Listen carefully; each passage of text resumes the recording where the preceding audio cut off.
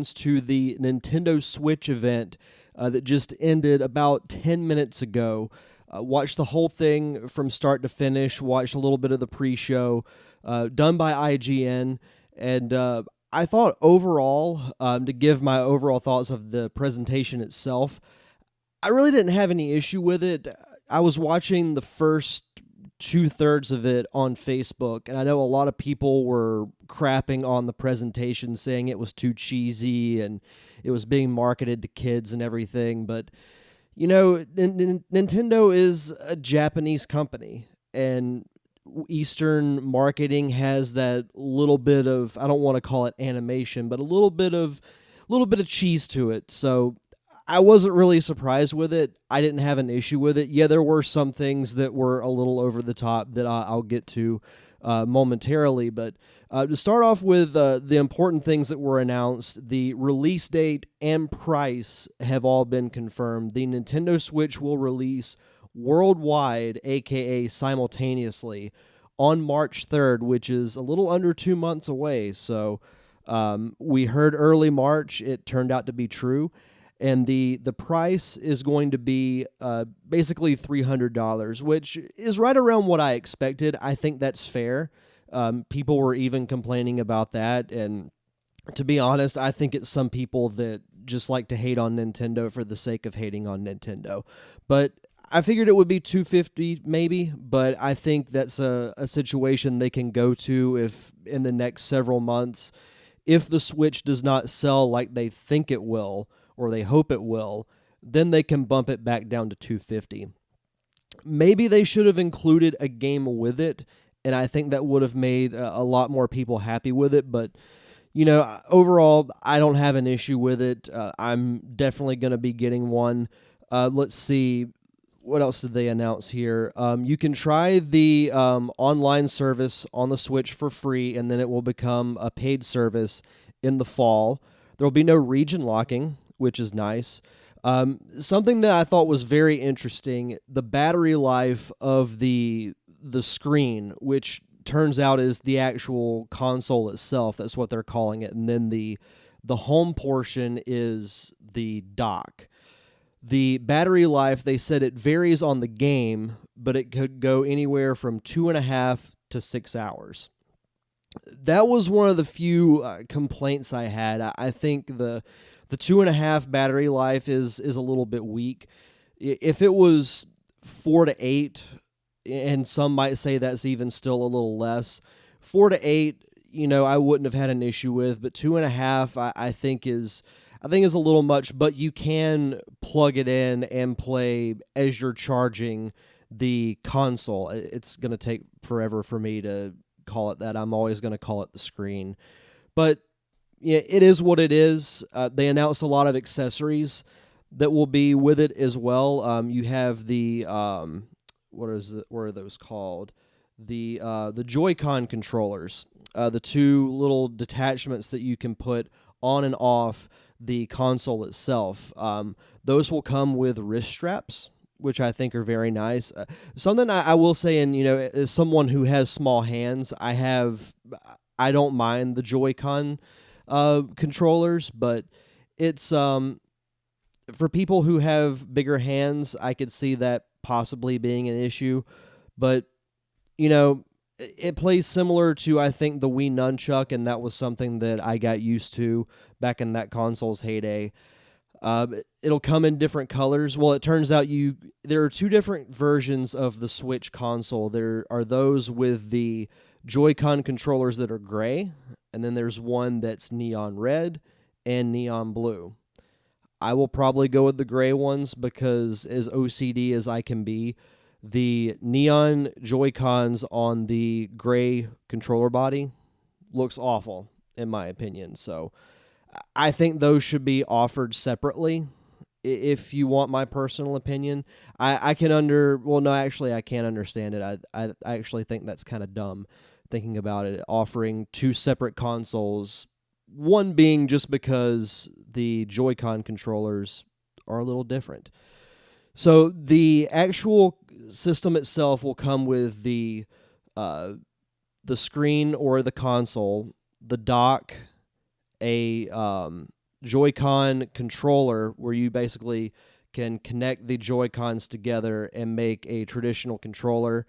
HDMI cable, and of course the power adapter. There is a Pro controller, and that's going to be made separately, or be available separately, I should say.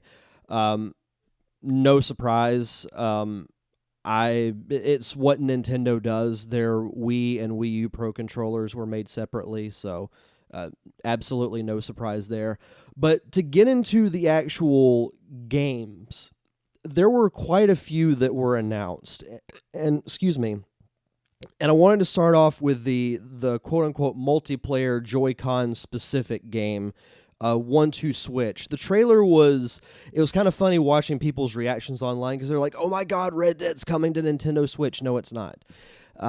It's basically like a timing game where it's, you're trying to cook something, or you're having a Western shootout, and you're trying to shoot your opponent quicker than he or she is trying to shoot you. So it's one of those things that's like a Wii or a Wii U party game. Will I play it that much? Probably not. I think that would be one of those games that should come with the console, because look at the Wii. The Wii sold very well, but a lot of people played the game that came with it, Wii Sports. That and the game ARMS, which is basically a boxing game, but with a little bit more to that. What's cool is you can use the Joy-Cons. You're basically simulating a boxing match, kind of like the Wii Sports boxing game. And when you twist your hand, your character's hand will twist, and the motions look pretty cool. Again, a game that I may or may not play that much. It really depends on, one, how much it is. I probably wouldn't justify paying $60 if that's how much these Switch games are going to be. I couldn't justify paying $60 for that, or really the 1-2 Switch game. But they both look fun. If they, like I said, if they both came with the console, or even one of them did, I think that would be a great idea, and that would be one that we would do on this gaming channel. But from there, they announced one of the big ones was Super Mario Odyssey. They teased the new Mario game in the original trailer back in October, called Super Mario Odyssey. It looks like an updated Super Mario 64, and I have absolutely zero issues with that. Interesting World was a city where everyone looked realistic. That I thought was very, very interesting. And they were hinting that the story of this game would be that Mario is venturing to a whole new universe.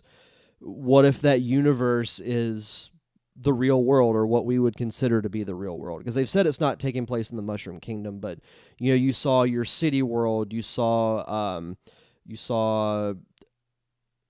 I'm looking at my notes here. A forest, a desert world. And the interesting thing was Mario was throwing his cap like a frisbee, and then at the end you see that the hat has eyes. So I'm very curious to see how that factors into the story. The Mario games, the story has never been, it's always been kind of light on story and heavy on platforming gameplay. The graphics look gorgeous. This game will be out in holiday of 2017, so probably November, December. So there's a bit of a wait for it, but I think with all these games, and I've talked about this before, these major titles, they should stretch them out. You don't have to release all of them at one time. So you do one at launch, maybe one or two during the summer, and then you have your big Christmas one, which will be Mario Odyssey. That will be a big game. I absolutely can't wait for it. I love Mario games. And to have, as much as I love the Mario Galaxy games, to have what I like to call the true sequel to Mario 64 will be a lot of fun. The game, the music, the bright environment, the atmosphere and everything, it just looked awesome. And, it made me, that's where Nintendo gets you. They tug at your nostalgia heartstrings, and they did that to me with that trailer. And another game they announced is a newer one, but a game that I have praised, Splatoon 2. And I was worried that it might just be a port of the Wii U version, but new levels, new gear, a new weapon that they highlighted. And this was probably the one thing that I didn't like about the presentation, because this guy came out and he had, I think they were called like what were they called? The Splat Dualies, basically like dual wielding small guns. And this guy came out in a white lab coat and he had the dueling guns. And the way he was acting, I thought was a little over the top. Like, it kind of took me out of the presentation a little bit. But the game is so much fun. I can't wait, to play it with Zach and Robbie and do some Let's Plays on this channel.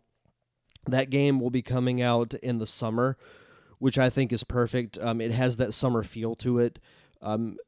Kids will be out of school for the summer. It'll be a fun multiplayer game to do. I've said this before, and I know not a lot of people have a Wii U, but if you do, Splatoon is absolutely worth playing. And this is going to be a game that I easily get when it comes out, and I absolutely can't wait to play it. Other games that were announced, Xenoblade 2, Fire Emblem Warriors. One that really caught my interest, and this is kind of getting into the third-party support. They announced that over 80 games from third parties are in development currently for the Switch, and it's fantastic. That was the most key thing that Nintendo needed, I think, in addition to what I'm going to say for the end of their presentation. But here's some of the games that they showed, just little highlights of. They're going to have NBA 2K18, Minecraft, Dragon Ball Z, Rayman, FIFA. Skyrim was confirmed, and one of the guys from Bethesda actually confirmed it and talked about how excited they were to actually work with Nintendo.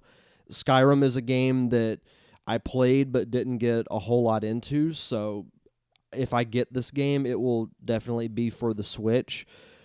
Sonic, obviously, we saw a quick highlight of Sonic, but Project Octopath Traveler, this looked like an RPG type game. It had that Super Nintendo feel to it that looks right up my alley.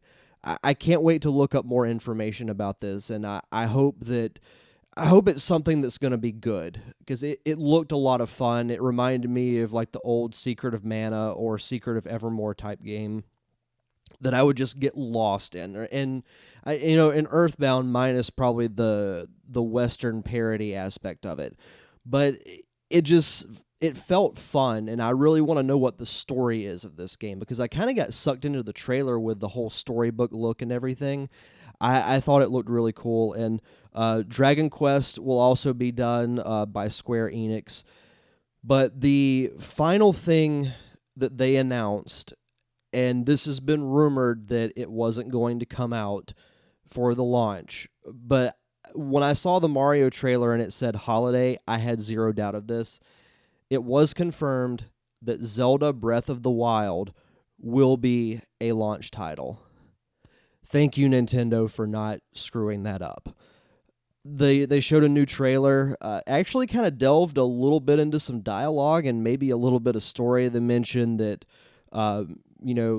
that mentioned the royal family of Hyrule, Calamity Ganon, and you can kind of see this dark cloud cover Hyrule Castle, and you see the vague shape of Ganon, not Ganondorf, but giant pig Ganon. And seeing more gameplay, mentioning you don't remember what happened, but I think now it's time to tell you what happened 100 years ago. It's mentioned that resurrection is in this story, and what I think it's going to be is it will be the first game in the timeline, because at Ocarina of Time, according to the official timeline or whatever, the timeline was split into three. One where Ganon is defeated, and then Link goes back in time to relive his childhood, and that's where Majora's Mask takes place. And then you have the adult timeline where it's that universe where Ganon was just defeated and Link goes back in time, and that's where Wind Waker takes place. But there's a third one where Link is killed by Ganon in Ocarina of Time during their final battle. I think that's where Breath of the Wild is going to pick up. We're going to have the Hero of Time Link who is resurrected to face off against Ganon. Graphics are gorgeous. Trailer looked great. The music was cool. I have zero doubt that this game is going to be phenomenal. It's awesome that it's actually going to be a launch title. This game will hold a lot of people over, and I think they need to maybe announce one more big summer release, maybe a Mario Kart. I don't know if they should do that because of Splatoon. That's another multiplayer game. Maybe something like a Metroid, which I was kind of hoping they would announce something about that at this presentation. But as far as complaints, I mentioned sometimes the presentation, it would take me out of it a little bit. But one thing that they did not announce that I'm a little concerned about, they did not announce pre-orders for North America. They announced them for Japan, but not for North America. And they didn't do that for the NES Classic. And we all know what happened there. So overall, I really enjoyed the presentation. It made me excited for the Switch. I'm hoping that, it makes a lot of people happy that Nintendo is getting solid third-party support. I'm very curious to hear Zach and Robbie's thoughts on it. But what were your thoughts on the Nintendo Switch presentation? Were you a doubter and maybe it swayed you into getting one? Did it not do anything for you? Were you not going to get the Switch anyway? Just let me know in the comments below, and be sure to like, share, and subscribe. Also, check out our other channel, Nerd Cave, where we put up segments of our podcast and other reaction videos. Be sure to check out all of our podcasts on all podcasting platforms, iTunes, Stitcher Radio. We have the Nerd Cave Podcast, Nerd Cave Retro, the Derek Diamond Experience, Battle of the Brands, and Pop Culture Palette. So on behalf of Zach and Robbie, this is Derek saying, have a week.